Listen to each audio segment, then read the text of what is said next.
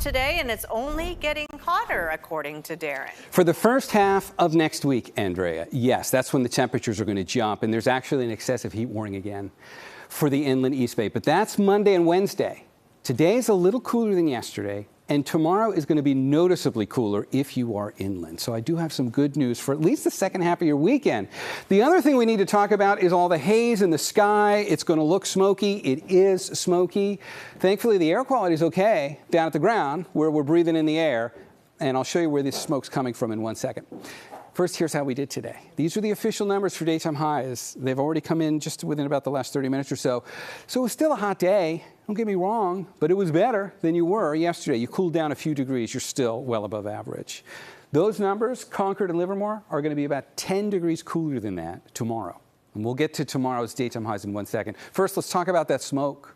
So if you look at the high-resolution satellite of us today, there's a lot of thunderstorms in the Sierra right now. But what I want you to look at is down there, because those aren't clouds, that is smoke. There are 2 wildfires that are burning down in Sequoia National Forest. And that smoke is kind of getting pulled up in the general flow in the atmosphere and just kind of wafted and spread out. It's very diffuse, but it's enough. When you look at the sky, you're like, what is all that up there? So we're going to see it. Sunset's going to look a little more orange, not too dramatic, but it'll be a little more orange. And air quality is just fine because it's not settling down here, at least not here in the Bay. Look at all the lightning in the Sierra. So that'll be a concern to watch. But thankfully, there's a lot of rain coming with those storms. And if we play that forward, those storms are all going the other way. So let's talk about our temperatures. This is tomorrow. Look at the numbers over here. 80s, 81 in Pleasanton, 84 Livermore, 88 Concord. My goodness, you're going to have an average day. Make the most of Sunday because this is short-lived. Watch what happens. Pick out your part of the Bay. We're going to transition from Sunday to Monday. Watch the day change, but the color code changes. That's a dramatic jump. From Sunday to Monday, you're right back up to 100 in Livermore. So it's turning on really fast. North Bay Valleys, you'll be right around 100. San Jose's going to 91. This is Tuesday. Notice it didn't change much. You really don't see much difference. Wednesday might be a little better, but not a lot. So heat advisories for the North Bay and for Santa Clara County.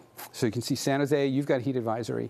You do up through Sonoma County and Napa County. But when we change our perspective on this map, the colors get a little more ominous, and that is where the excessive heat warning is.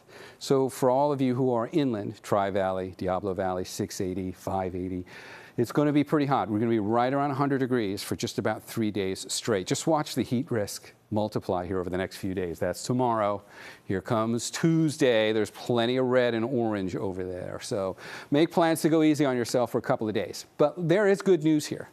And you're going to see it when we look through the microclimate. San Francisco and Oakland, well, Oakland, you got to go to 80 on Tuesday, and then you're going to be down to 69 by Friday in Oakland. That tells you something. Let's get to the rest of the microclimates and watch how dramatic these swings are. San Jose, from 79 on Sunday, you go to 91 on Monday. And then you sit there for a couple of days, and then by next weekend, you're back down to the low 80s. And we did put first alert status on the inland East Bay because you've got the excessive heat warning, and that warrants just raising the messaging on this to give you as much of a heads up as we can, especially considering you are about to have an awesome 88-degree Sunday, and then on Tuesday it's going to be 100. By Monday it's already pretty much 100. But look at the good news back there. Mid-80s again by next weekend. All right.